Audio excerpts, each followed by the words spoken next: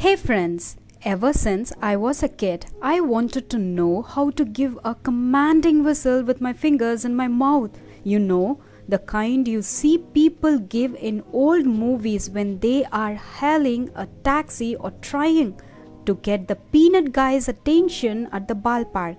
It just seemed like a cool skill to have. But alas, I have spent my entire young life frustrated that I couldn't uncover the secret to this age old trick.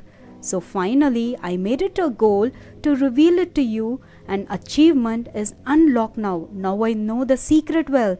Below, I have shown how you can whistle with your fingers. Let's start right into the video.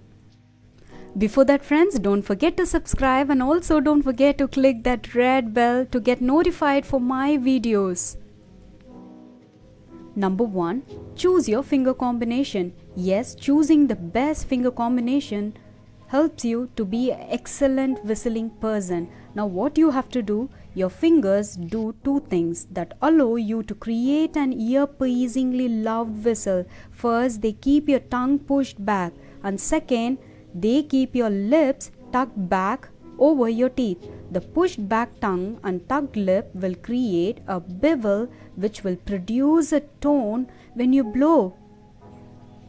There are a myriad of finger combination you can use to get the desired effect. I am going to show you my two favorites. One is two-handed and another one is one-handed. First we will start with two-handed.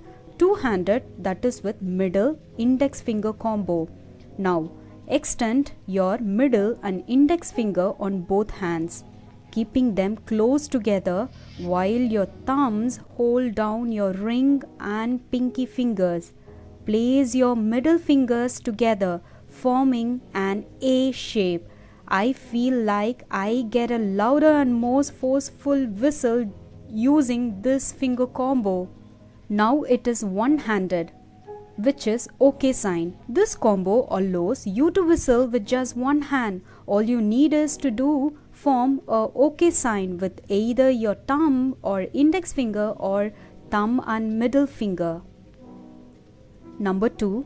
Wet and tusk your lips back over your teeth. Lip placement is the key. Give your lips a quick lick to wet your whistle. Tusk your lips back over your teeth. It's what you do when you pretend you are an old man without any teeth.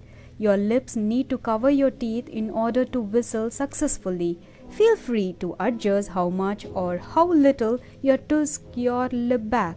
It's going to vary from person to person. Your fingers will help keep your bottom lip tucked over your teeth. Place the tip of your fingers underneath your tongue right at the tip. Push the tip of your tongue back with your fingers. You're basically folding the 1/4 of your tongue back on itself. Now push your tongue back into your mouth until your first knuckle reaches your bottom lips. Same principle apply if you are using the one-handed OK sign combo. Again, this method worked for me. Others do it little differently, often pushing the tongue in without really folding it over. Experiment to find what works best for you. Number 4. Blow. Yes, number 4 is blow. With your fingers in your mouth, keeping the tip of your tongue folded and lips tucked back over your teeth, close your mouth around your fingers. You want to make sure you have a complete seal around your fingers. Give a soft blow out your mouth. You should feel the air only go out over your bottom lip. If you feel air coming out the sides of your mouth, close your mouth tighter around your fingers. Remember, perfect seal. Make sure you don't see your tongue make an appearance in the hole between your fingers. It's blocking the air from coming out.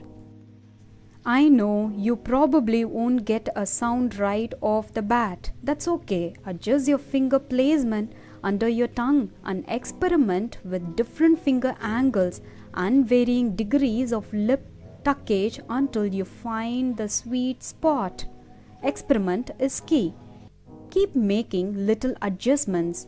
You will know when you will get closer to the whistle sweet spot because you will start producing a noise that sounds sort of like you're blowing over a beer bottle. Start blowing more forcefully until you get that high pitched and loud whistle. A word of warning: make sure to take a break between blows when you are first starting out. I'm not kidding.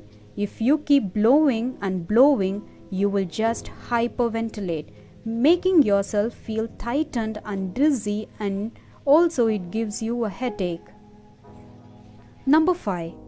Keep practicing. Yes, practice. Keep practicing until you get it. I was able to get it down after 40 minutes of dedicated practice broken up over 2 days. If you are married or live with other people, go outside or in a room to avoid driving your loved ones insane. A good time to practice is when you are stopped at traffic lights while driving alone. Once you figure it out, you will wonder why it took you so long to master this awesome skill.